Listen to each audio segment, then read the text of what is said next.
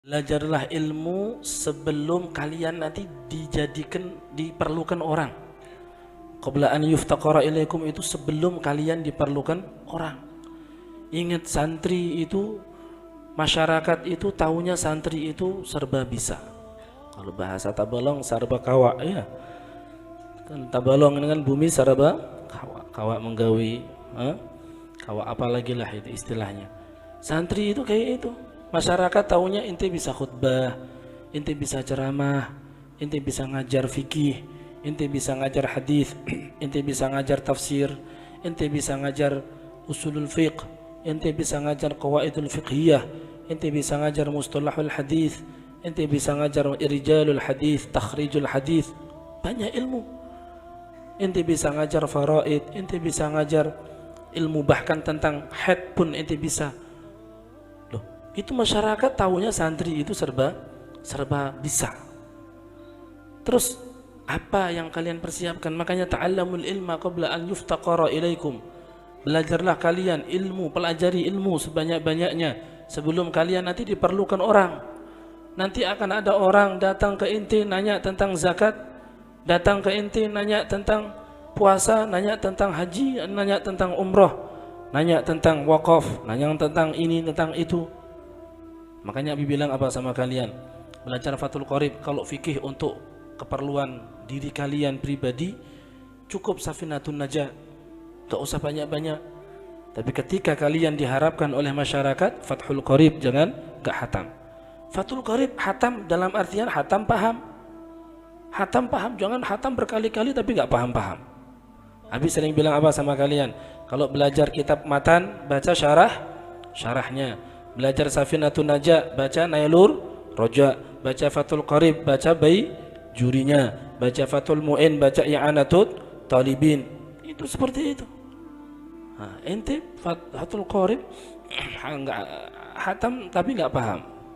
Kalau untuk masyarakat Fathul Qorib cukup ente paham Fathul Qorib, ente paham juri, cukup. Di masyarakat ente akan bisa, bukan berfatwa, bukan, tapi artinya ente paham hukumnya ini apa, ente tahu, ente bisa menjelaskan yang berhubungan dengan fikih ubudiyah. Di Fathul Qorib itu kan lengkap. Ubudiyah mulai dari bab air sampai bab wudu, toharoh, ya kan. Toharoh itu nanti ada bab wudu, ada bab tayammum, ada bab mandi, ada izalatun najasah, nanti masuk dalam bab sholat, nanti masuk sholat selesai bab puasa, bab zakat, bab haji, lengkap ubudiyah. Setelah ubudiyah selesai nanti masuk bab muamalah, transaksi dari bab buyu, jual beli, sampai bab salam, bab akad, bab kirot, bagi hasil, bab syarikah, kerjasama, semuanya ada. Dan itu di masyarakat kepake. Di Fathul Qorib dibahas tentang riba. Riba itu macam-macam, ya kan? Ada riba qarad, riba yad, riba ini. Itu dibahas di Fathul Qorib. Nanti itu selesai bab muamalah, nanti masuk ke bab berikutnya, kitab berikutnya apa? Bab munakahah, tentang pernikahan. Di situ dibahas. Ente kalau hanya sekedar di kampung nikahkan orang, modal Fathul Qorib cukup. Ente jadi naib, ente jadi petugas KUA, Fathul Qorib cukup. Ente akan bisa menjelaskan rukun nikah itu siapa saja, rukun nikah itu apa saja, kemudian nanti rukun ini, syarat ini, itu dibahas semuanya. Tentang perceraian, tentang masa iddah, tentang ini dibahas semuanya.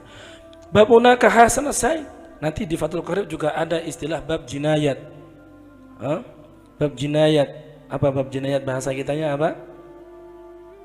Apa biasanya mengartikan bab jinayat itu apa? Duh, gak tahu. Mana ini awal sanawi tadi tanam? Apa? Pidana. Hukum pidana.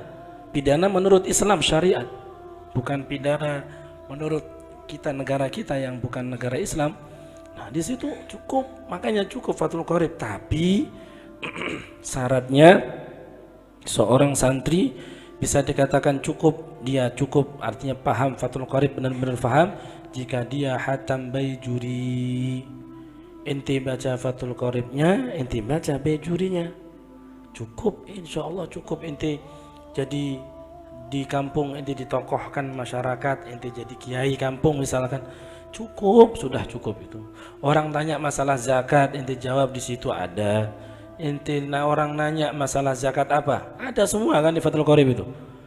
Mulai zakat fitrah sampai zakat mal, zakat zakat zuru', zakat macam-macam semuanya ada. Zakat hewan ternak, macam-macam semuanya ada. Cuma sayangnya santri ini kadang nggak perhatian.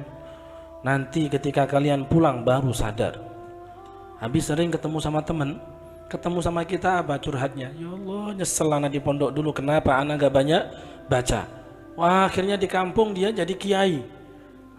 Disuruh megang masjid awal-awalnya, dimasukkan ke pengurusan masjid, disuruh ngisi pengajian di masjid. Akhirnya masyarakat merasa senang, dia disuruh buka TPA, dari TPA buka majelis, majelisnya tambah besar, bukan hanya di kampung ini, di kampung sebelah. Orang minta belajar fikih, orang minta belajar ini, belajar ini.